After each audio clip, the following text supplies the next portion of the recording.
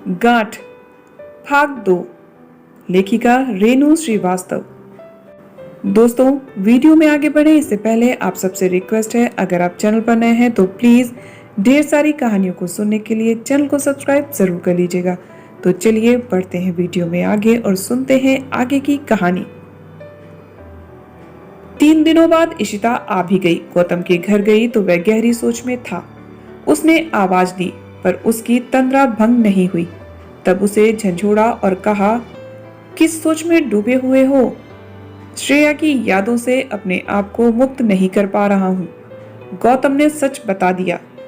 इशिता गुस्से से उफन उठी। इतना सब कुछ होने के बाद भी उसे याद करते हो? सचमुच तुम पागल हो गए हो। तुमने कभी किसी को प्यार नहीं किया है इशिता, मेरा दर्द कैसे समझ सकती हो? कुछ घाव किसी को दिखते नहीं, इसका मतलब यह नहीं कि उस शख्स ने चोट नहीं खाई होगी, इशिता ने कहा। गौतम ने इशिता को देखा तो पाया कि उसकी आंखें नम थी। उसने कहा, तुम्हारी आंखों में आंसू हैं? इसका मतलब यह है कि तुमने भी प्यार में धोखा खाया है। इसे तुम धोखा नहीं कह सकते। जिसे मैं प्यार करती थी उसे पता नहीं था, यानी वन साइड लव था। कुछ ऐसा ही समझो।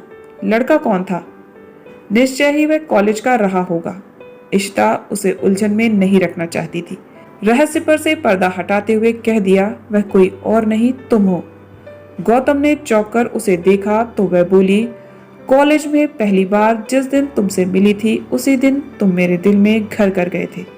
दिल का हाल बताती उससे पहले पता चला कि तुम श्रेया के दीवाने हो। फिर चुप रह जाने के सिवा मेरे पास रास्ता नहीं था।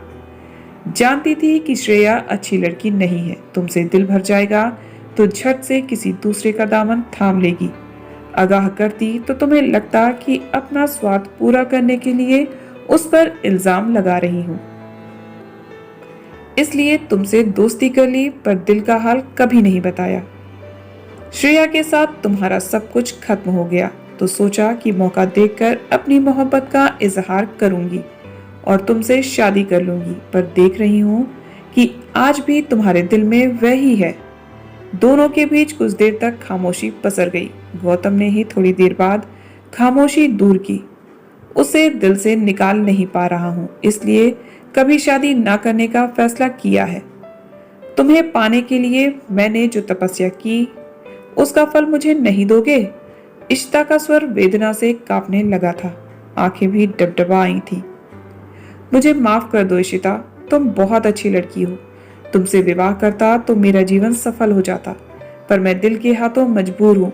किसी से भी शादी नहीं कर सकता। इशिता चली गई। उसकी आंखों में उमड़ा वेदना का समंदर देखकर भी वह उसे रोक नहीं पाया। वह उसे कैसे समझाता कि श्रेया ने उसके साथ जो कुछ भी किया है उससे समस्त औरत जाति से उसे नफरत हो गई है। 3 दिन बीत गए। इशिता ने न फोन किया न आई। गौतम सोचने लगा, कहीं नाराज होकर उसने दोस्ती तोड़ने का मन तो नहीं बना लिया है। उसे फोन करने को सोच ही रहा था कि अचानक उसके मोबाइल की घंटी बज उठी। उस समय शाम के 6 बज रहे थे। फोन किसी अनजान का था। उसने हेलो कहा तो उधर से किसी ने कहा, इशिता का पापा बोल रहा हूँ, तुमसे मिलना चाहता हूँ, क्या हमारी मुलाकात हो सकती है? उसने झट से कहा, क्यों नहीं अंकल, कहिए कहाँ आ जाऊं? तुम्हें आने की जरूरत नहीं बेटे, 7 बजे तक मैं ही तुम्हारे घर आ जाता हूँ। इशिता उसे 3-4 बार अपने घर ले गई थी। वह उसके माता पिता से मिल चुका था। उसके पिता रेलवे में उच्च पद पर थे, बहुत सुलझे हुए इंसान थे। वह उनकी इकलौती संतान थी। माँ कॉलेज में अध्यापिका थी, बहुत समझदार थी। कभी भी उसके और इशिता के रिश्ते पर शक नहीं किया था। इशिता के पापा समय से पहले ही आ गए। गौतम के साथ साथ उसकी माँ और बहन ने भी उनका भरपूर स्वागत किया। उन्होंने मुद्दे पर आने में बहुत देर नहीं लगाई, पर उन चंद लम्हों में ही अपने शालीन व्यक्तित्व की खुशबू से पूरे घर को महका दिया था। इतनी आत्मीयता उड़ेल दी थी वातावरण में कि उसे लगने लगा कि उनसे जन्म जन्म का रिश्ता है। कुछ देर बाद इशिता के पापा को गौतम के साथ कमरे में छोड़कर माँ और बहन चली गई तो उन्होंने कहा, बेटा, इशिता तुम्हें प्यार करती है और शादी करना चाहती है। उसने श्रेया के बारे में भी सब कुछ बता दिया है। श्रेया से तुम्हारा रिश्ता टूट चुका है तो इशिता से शादी क्यों नहीं करना चाहते? वैसे तो बिना कारण भी कोई किसी को नापसंद कर सकता है। यदि तुम्हारे पास इशिता से विवाह न करने का कारण है तो बताओ, मिल बैठकर कारण को दूर करने की कोशिश करें। उसे लगा जैसे अचानक उसके मन में कोई बड़ी सी शिला पिघलने लगी है। उसने मन की बात बता देना ही उचित समझा। इशिता में कोई कमी नहीं है अंकल, उससे जो भी शादी करेगा उसका जीवन सार्थक हो जाएगा। कमी मुझ में है। श्रेया से धोखा खाने के बाद लड़कियों से मेरा विश्वास उठ गया है। लगता है कि जिससे भी शादी करूंगा वह भी मेरे साथ बेवफाई करेगी। ऐसा भी लगता है कि श्रेया को कभी भूल नहीं पाऊंगा और पत्नी को प्यार नहीं कर पाऊंगा। गौतम ने दिल की बात रखते हुए बताया, इतनी सी बात के लिए परेशान हो? तुम मेरी परवरिश पर विश्वास रखो बेटा।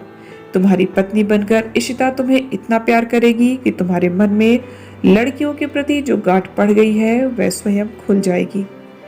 वे बिना रुके कहते रहे, प्यार या शादी के रिश्ते में मिलने वाली बेवफाई से हर इंसान दुखी होता है, पर यह दुख इतना बड़ा भी नहीं है कि जिंदगी एकदम से थम जाए। किसी एक औरत मर्द या लड़का लड़की से धोखा खाने के बाद दुनिया के तमाम औरत मर्द या लड़के लड़की को एक जैसा समझना सही नहीं है।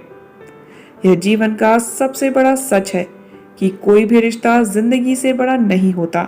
यह भी सच है कि हर प्रेम संबंध का अंजाम शादी नहीं होता। जीवन में हर किसी को अपना रास्ता चुनने का अधिकार है।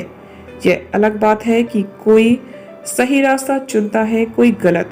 श्रेया के मन में गलत विचार भरे पड़े थे, इसलिए चंद कदम तुम्हारे साथ चलकर अपना रास्ता बदल लिया। अब तुम भी उसे भूलकर जीने की सही राह पर आ जाओ। गिरते सब हैं, पर जो उठकर तुरंत अपने आप को संभाल लेता है, सही माने में वही साहसी है। थोड़ी देर बाद इशिता के पापा चले गए। गौतम ने मंत्रमुग्ध होकर उनकी बातें सुनी थी। श्रेया के कारण लड़कियों के प्रति मन में जो गांठ पड़ गई थी वह खुल गई। अब देर करना उसने मुनासिब नहीं समझा। इशिता के पापा को फोन किया, अंकल, कल अपने घर वालों के साथ इशिता का हाथ मांगने आपके घर आना चाहता हूँ। उधर से इशिता के पापा ने कहा, वेलकम बेटे, देर आए दुरुस्त आए। अब तुम्हें आगे बढ़ने से कोई नहीं रोक सकता। तुमने अपने भीतर के डर पर विजय जो प्राप्त कर ली है।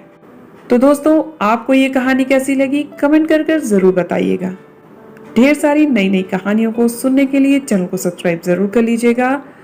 मिलते हैं नेक्स्ट वीडियो में एक और नई कहानी के साथ। तब तक आप सब हंसते रहिए, मुस्कुराते रहिए, खुश रहिए। Bye bye, take care.